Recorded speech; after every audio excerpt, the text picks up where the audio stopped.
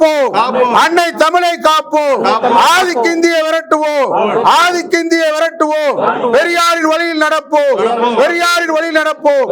அண்ணாவின் கொள்கை நமது கொள்கை, அண்ணாவின் கொள்கை உயிர் மூச்சு, பெரியாரின் வழியில் நடப்போம்.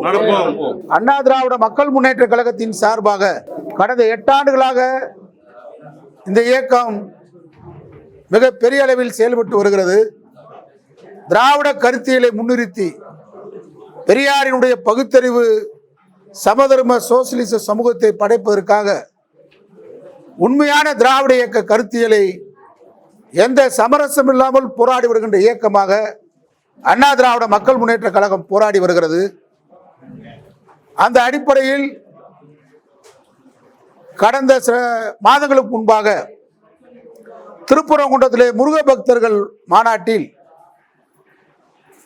சங் பரிவார் அமைப்புகள் நடத்திய இந்த மாநாட்டில் பார்த்தீங்கன்னாக்கா பெரியாரையும் அண்ணாவையும் இழிவுபடுத்தி ஒரு காணொளி வெளியிடுறாங்க. அந்த காணொளியை பார்த்து ரசித்து கொண்டிருந்த கூட்டமாக அண்ணாவுடைய கொடியை கட்சிக்கு வச்சிருக்கிற, அண்ணாவின் பெயரை கட்சிக்கு வச்சிருக்கக்கூடிய அதிமுக எடப்பாடி பழனிசாமி அணியினர், முன்னாள் அமைச்சர்கள் அதை வேடிக்கை பார்த்துக்கிட்டு இருந்தாங்க. என்னை போன்ற கொடான கோடி பெரியாருடைய தொண்டர்கள், அண்ணாவின் தொண்டர்கள், திராவிட இயக்க கருத்தியலாளர்கள் உலகம் முழுவதும் வாழ்ந்து கொண்டிருக்கிறாங்க. பெரியார் என்கின்ற அந்த பேரரசன் கொடுத்த அறிவுதான் பகுத்தறிவு, அண்ணா கொடுத்த அந்த சிந்தனை தான் திராவிட கருத்தியல். அதனால தான் இன்னைக்கு நான் கூட வழக்கறிஞராக இருக்கேன். சாதாரண சாமானியமான ஒரு குடும்பத்தில் பிறந்த நாங்களாம் இன்னைக்கு வழக்கறிஞர்களாக, நம்ம வீட்டு பிள்ளைகளாக வழக்கறிஞர்களாக, நீதிபதிகளாக வந்திருக்கோம்னா திராவிட கருத்தியல், பெரியாரின் சிந்தனை, அண்ணாவின் சிந்தனை.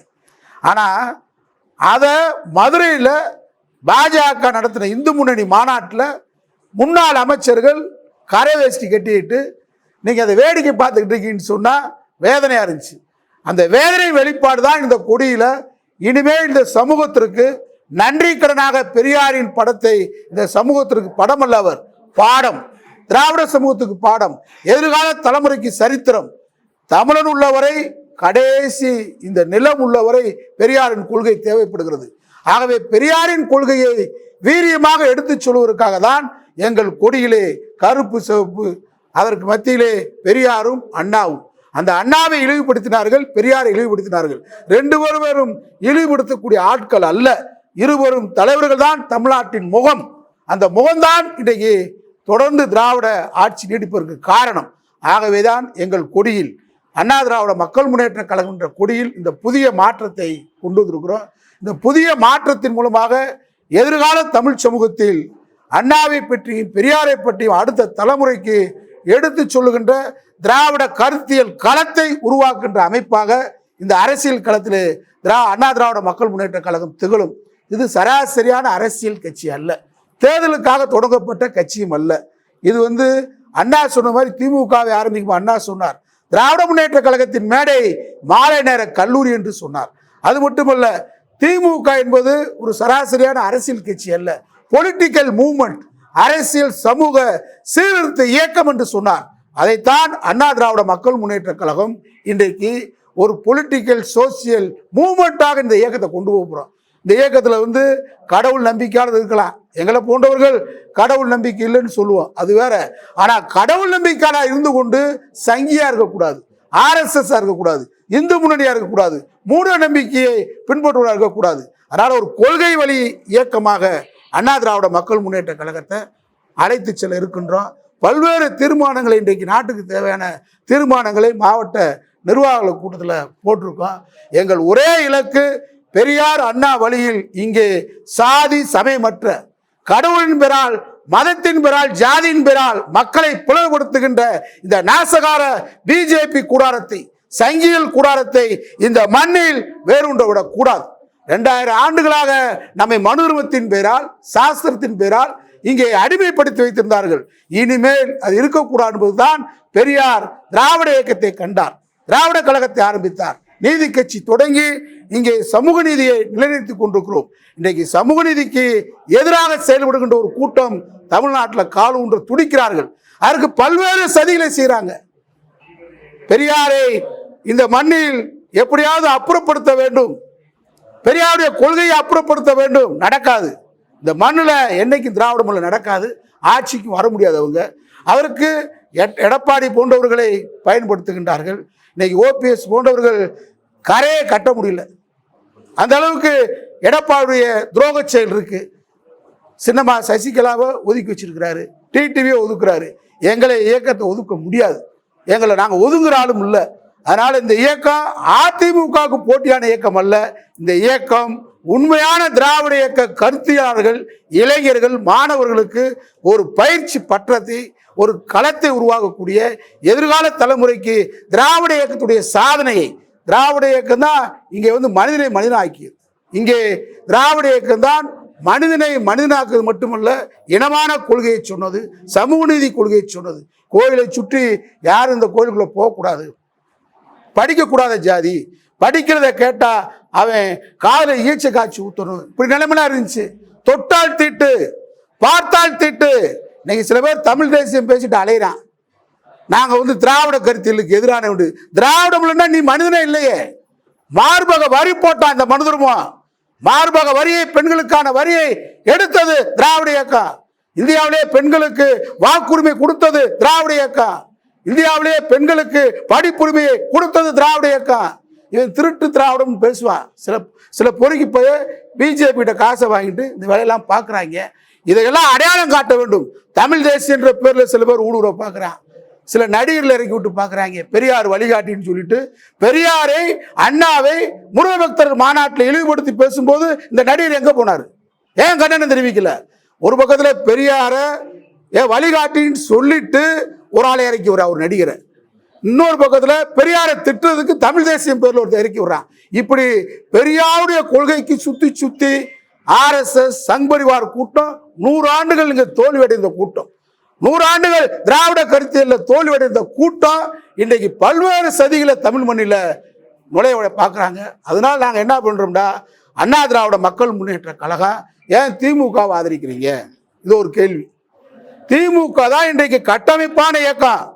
இந்தியாவிலே திமுக தான் இன்றைக்கு மாநில சுயாட்சிக்காக உச்ச நீதிமன்றத்தை நாடி மாநில உரிமைகளை பெற்று தந்த இயக்கம். எம்ஜிஆர் வளர்த்த இயக்கம் திமுக, இந்த அம்மா இருந்த இயக்கம் திமுக. திமுக இருந்து அண்ணா திமுக வந்துச்சு. இப்போ கொள்ளையடிப்பவருக்கும் ஊழல் பண்ணுவருக்கும் லஞ்சம் வாங்குறதுக்காக அண்ணா திமுக மாறிடுச்சு. ஆனால் உண்மையான எம்ஜிஆரின் தொண்டன் அவர் காலத்தில் RSS ஏன் தடை செய்ய வேண்டும் என்று சட்டமன்றத்தில் எம்ஜிஆர் பேசியிருக்கார். மண்டைக்காடு கலவரம் எம்ஜிஆர் காலத்தில் உருவாக்கப்பட்டது. அன்றைக்கே இந்து முன்னணி ஆரம்பித்தான். அன்னைக்கே புரட்சி தலைவர் எம்ஜிஆர் RSS தடை செய்ய வேண்டும் என்று சொன்னார். அதனால டெல்லியில தங்கியிருக்கும் போது எம்ஜிஆரவே அடிக்கிறதுக்கு பாய்ந்தாங்க RSS கூட்டம்.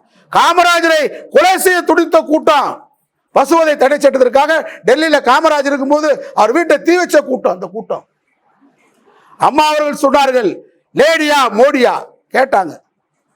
மறந்துட்டு இன்னைக்கு போய் சுயநலத்திற்காக, தான் கொள்ளையடிச்ச பணத்தை பாதுகாப்பதற்காக, ஊழல் செய்வதற்காகவே, லஞ்சம் வாங்குவதற்காகவே கொத்தடிமைத்தனமாக இன்றைக்கு அண்ணாவின் படத்தை கொடியில போட்டுக் கொள்வதற்கு அவருக்கு எந்த யோக்கியதும் இல்லை, கொள்ளையடிக்கிற கூட்டம். அதனாலதான் இன்றைக்கு திராவிட கருத்தியலை சமரசம் இல்லாம மக்கள்கிட்ட கொண்டு போகணும். வாக்கு என்ன நினைச்சமாக கொண்டு போக முடியாது. அதனால சமரசம் இல்லாமல் சாதி சமயமற்ற வன்முறையற்ற இன்னைக்கு ஆணவ படுகொலை எங்க பார்த்தாலும் நடந்துகிட்டு இருக்கு. அதுக்கு பின்னாடி சாதி தலைவர்கள் இருக்கான், மத தலைவர்கள் இருக்கான். இந்து மதம் அப்படின்ற போர்வையில் இன்றைக்கு பல்வேறு கார்பரேட்டும் இந்த இந்து மத பண்டிகைகளை கையில் எடுத்துக்கிட்டு கார்பரேட் வட இந்தியாவுடைய சதி இதெல்லாம் இருக்கு. தேர்தல் ஆணையத்தில் பார்த்துட்டு இப்ப ராகுல் காந்தி தெளிவா சொல்லியிருக்காரு, ஒரு வீட்டில் மட்டும் 800 ஓட்டு சேர்க்கிறான். அதனால போலி வாக்காளர்களை சேர்த்து வாக்கு எந்திரத்தில் தில்லுமுள்ளு பண்ணி தமிழ்நாட்டில் வெற்றி பெறலாம்னு கருத முடியாது. பாஜக இடமில்லை. அண்ணா திராவிட மக்கள் முன்னேற்ற கழகம் அனைத்து வகையிலும் எதிர்த்து நின்று போராடும். சங்கியல் கூட்டத்தை தமிழகத்தில் விரட்டி அடிக்கக்கூடிய போர் படையாக அண்ணா திராவிட மக்கள் முன்னேற்ற கழகம், பெரியார் படையாக, அண்ணாவின் படையாக எங்கள் இயக்கம் செயல்படும்.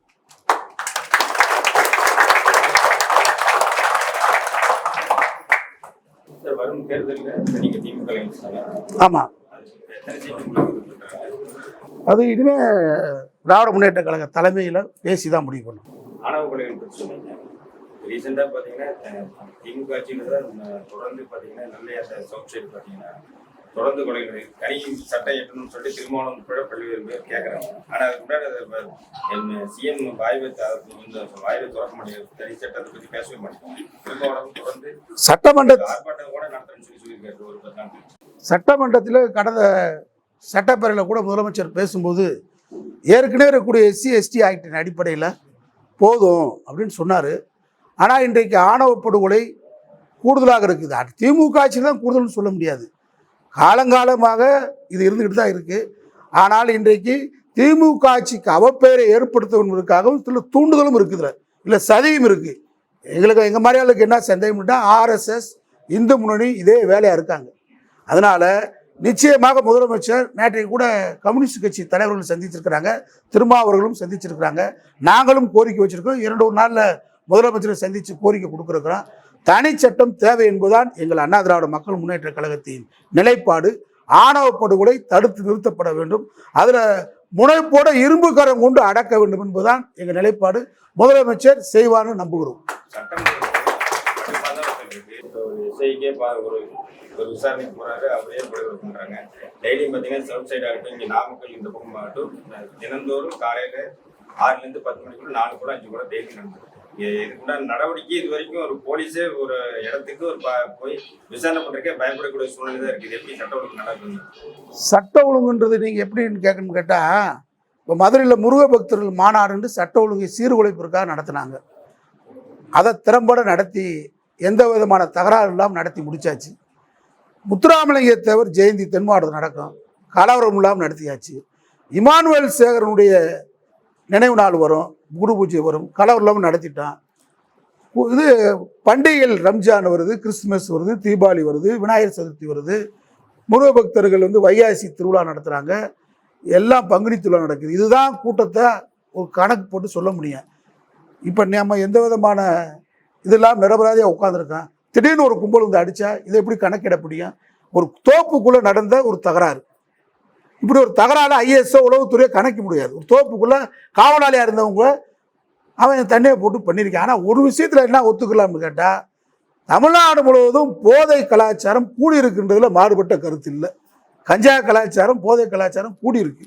அதை தடுக்கிறதுக்கு இன்னும் முனைப்பு காட்ட வேண்டும் என்பது நாம் கேட்டுக்கொள்ளலாம். அதனால் சட்ட ஒழுங்கு கெடுதுன்னு சொன்னால் ஒரு பெரிய கும்பல், வகுப்புவாத கலவரம், ஜாதிய கலவரம், ஒரு பெரிய மோதல் இருந்தால் தான் சொல்ல முடியும். இங்கே அப்படி இல்லை. தனிப்பட்ட நபர்கள் அவர்களுக்குள்ளே சண்டை போட்டுக்கிறாங்க. அதில் எஸ்ஐ தனியாக போகும்போது அவன் பண்ணிடுறான். திரும்ப நடவடிக்கை எடுக்கப்பட்டிருக்கு. ஆனால் நடவடிக்கை என்பது திராவிட மாடல் ஆட்சியில், நம்முடைய முதலமைச்சருடைய ஆட்சியில் தீவிரமாக இருக்குன்றதுல மாறுபட்ட கருத்து இல்லை. எடப்பாடி சொல்றாரு பெண்களுக்கே பாதுகாப்பு சொல்லி பார்த்தீங்கன்னா நிறைய பக்கம் 6 வயசுலேருந்து 70 வயசு வரைக்கும் பாதுகாப்பு சூழ்நிலை தான் தொடர்ந்து இருக்கு அப்படின்னு ஒவ்வொரு மேடையும் குற்றச்சாட்டு வந்துட்டு இருக்கு. இப்போ பார்த்தீங்கன்னா எத்தனை இடத்துல போஸ்ட் ஆக்ட் ரெகுலராக டெய்லி போயிட்டு எல்லா பக்கம் பார்த்தீங்கன்னா பெண்களே வெளியே நடமாட முடியல, வழிப்பறி இந்த மாதிரி நடந்துட்டு இருக்குன்னு குற்றச்சாட்டு. அவர் ஆட்சிக்கு பொள்ளாச்சியே சாட்சி. அவர் ஆட்சிக்கு பொள்ளாச்சி சாட்சி தான். நாம இப்போ நீங்களே சொல்றீங்களா போக்ஸ் ஆகிட்டு போகிறோம், டெய்லி நடவடிக்கை எடுக்கிறோம்ல, நடவடிக்கை எடுக்கண்டா தான். இப்போ எடப்பாடி மாதிரி எஃப்ஐஆரே போடல, அண்ணா என்னை விட்டுருங்கண்ணா கதர்ன காட்சியை கண்டு மனம் வெதும்பாமல் அதுக்காக கோவப்படாத ஒரு ஆட்சி நடத்தினவர் இதை சொல்றதுக்கு தகுதி இல்லை. ஏன்னா முதலமைச்சருடைய கவனத்துக்கு போயிட்டா, பத்திரிகையிலே ஊடகங்களிலே நம்மை போன்றவர்கள் முதலமைச்சர் கவனத்துக்கு கொண்டு போயிட்டா உடனடியாக நடவடிக்கை இருக்கு. எங்க நடவடிக்கை இல்லைன்னு சொல்லுங்க, நம்ம பேசலாம். ஆனால் எடப்பாடி ஆட்சியில் நடவடிக்கை இல்லையே. கும்பல் பலாத்காரம், கும்பலாக பண்ணாங்களே.